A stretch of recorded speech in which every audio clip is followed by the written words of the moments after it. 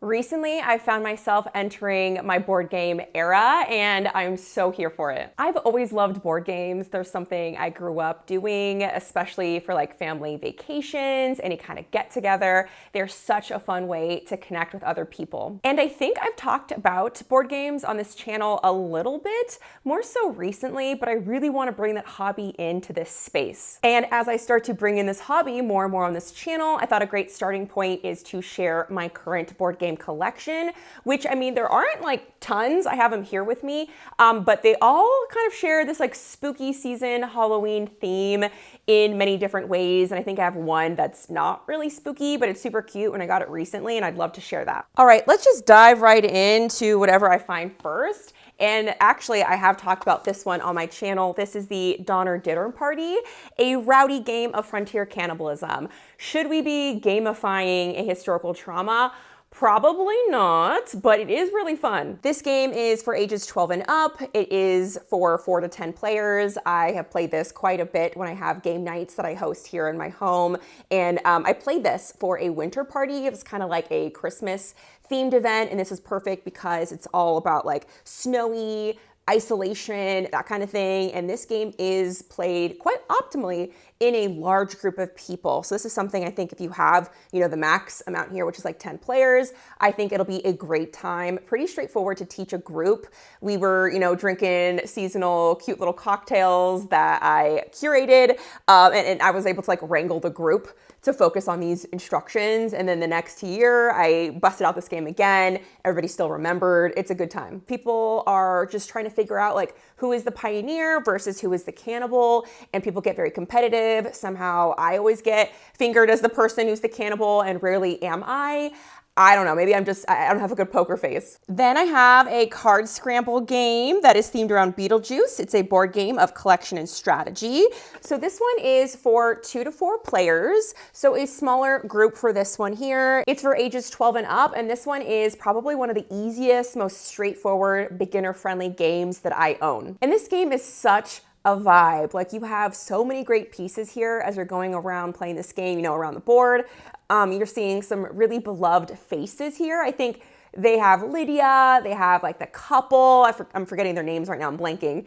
And I think the one face that they're probably missing here is Bob. Like, Bob isn't featured in this, so that's like my one critique of this. This game is so straightforward, I think, for anybody, that I have played this game with my partner where we pop on Beetlejuice in the background and we're going back between, watching it, playing the game. It is just, a vibe. Mwah, chef's kiss. I don't know how I'm gonna fit this next one in the frame because it is pretty large here. This is the Nightmare Before Christmas Clue game that is so iconic in my family. If you're familiar with Clue, you know what to do. So swap out the mansion and then you have all of Halloween Town here for you to gallivant through with your favorite characters. You have Oogie Boogie, my fave, Jack, the mayor, Sally, Lock, Shock, and Barrel, Dr. Finkelstein. Like, it is so fun, and just the amount of like inside jokes this game has within my family, like, that's what I love about board games, that you're just coming together and it's more interactive and collaborative than just like watching a movie together. I don't know, we just have so many inside jokes that I could say that would make literally no sense to you all, but we repeat them in my family, and it's, yeah, I don't know, my heart just swells with joy. So this game has such a soft spot in my heart, especially because my sister gifted this to me for my birthday last year, or a year before that, I think. And yeah, we bust this out when we have our vacations together or like holidays or something. So yeah, I love this one. Another family favorite of ours is Disney's Haunted Mansion. This game is for ages 8 and up. It plays 2 to 6 players. It's around 30 minutes. I personally think it can go even longer depending on how many players you have. I think I've played with the max number of players, and it's really fun. I think the more the merrier with this one. Serpents and spiders, tale of a rat, call in the spirits wherever they're at. So cute, freaking love this game. Disney's beloved The Haunted Mansion comes to life in this ghostly game of spooky spirits. Roam the endless hallway in order to contact the happy haunts that reside in the mysterious manor's many rooms. Enlist the help of Madame Leota in the seance room, but avoid the hitchhiking ghosts who move around the mansion, haunting visitors with their ghastly appearance. This game has a whole lot to do with luck. There is some strategy involved, but you really don't have a lot of control over the ghost cards that are put on the game board. So there is some strategizing here. It's not like you have to think about like the route you're taking necessarily. You do have to think about your choices that you have. You only have a few actions every turn that you get, so there is strategy in deciding your path throughout the mansion, but truly it is a game of luck. And because of that, I think this game becomes something that you could keep for a long time because there's no way you could ever win it or finish it. It's literally just whatever hand you're dealt. All right, what else do we have here? Okay, so this one is a real good time. I've also played this game at some of the game nights I've hosted, and you have to be very particular about who you invite to play the Scream game. And I don't say that because it's a complicated game. I say it because it requires attention. It requires like sobriety, but by all means, I've done it. Play it with some people who are drinking with you. It's a game that requires a little bit of like a level-headedness because there is a speed component to this one. This game also requires you to use an app, and that is such a fun element. I'm pretty sure the voice of Ghostface that calls you, like it has to be the same voice actor as the one who's in the films. It sounds identical. So Scream the game, you have the brutal killer Ghostface who's back in Woodsboro. You'll have to combine wits to stay alive. So as the clock ticks down, help each other escape the murderer. So it's collaborative, but watch out.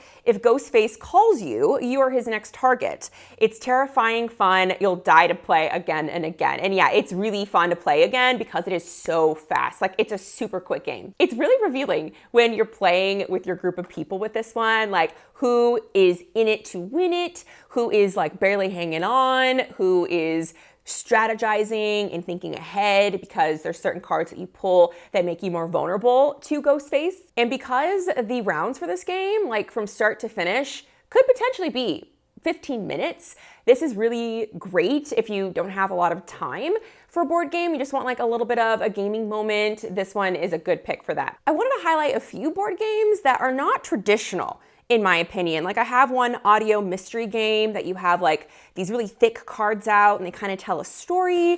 And then I have this like escape room that has like puzzles. There's a company called Echoes and they have different themed audio mystery games. So just like the Ghostface game, you have an app that you go on and it's really cool because you hear things and they are supposed to match and align with one of the cards that you have laid out. And so you're trying to tell the story chronologically. There's a mystery that happened, there's like a death, a murder, and what happened is kind of like your journey here. So people as young as 14 could play this game. It could be played solo or up to like 6 players. It could take around an hour, it says here. And I think that's maybe a little more time.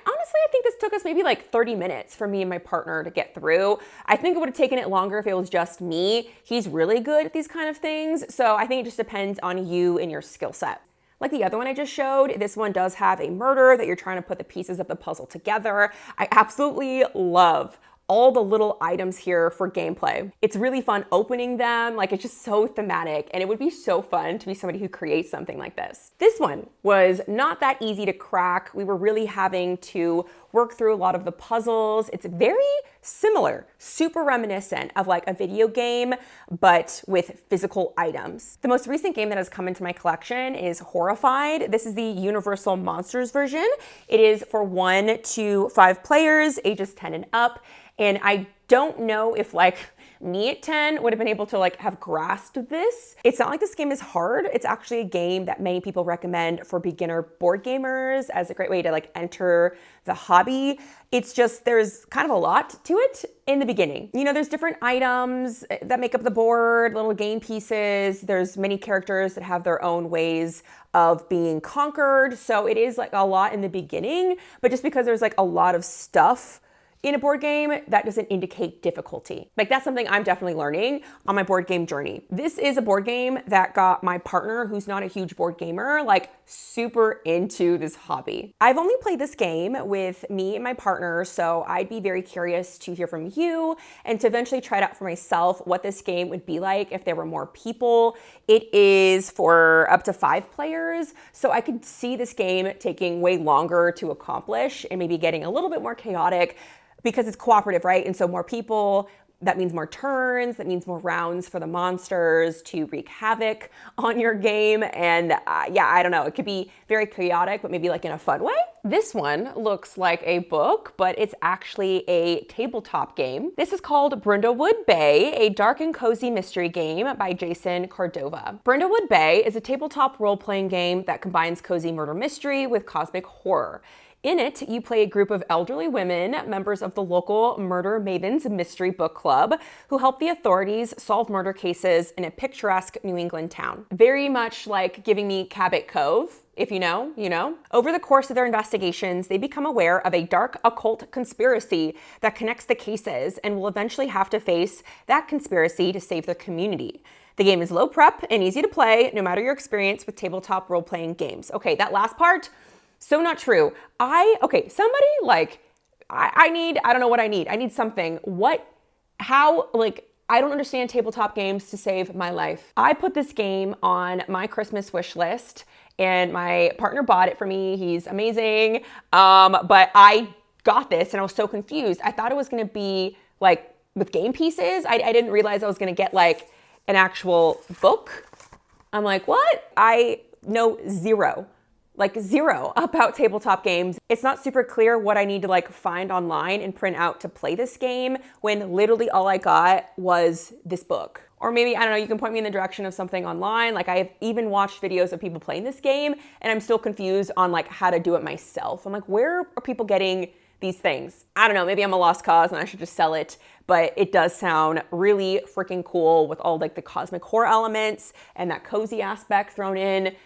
The coastal vibes, like, let me know. I am soliciting your advice because it would be such a bummer for me to not get to play this because I don't understand it. Okay, so the only non-spooky board game I have here is actually called Charcuterie the Game.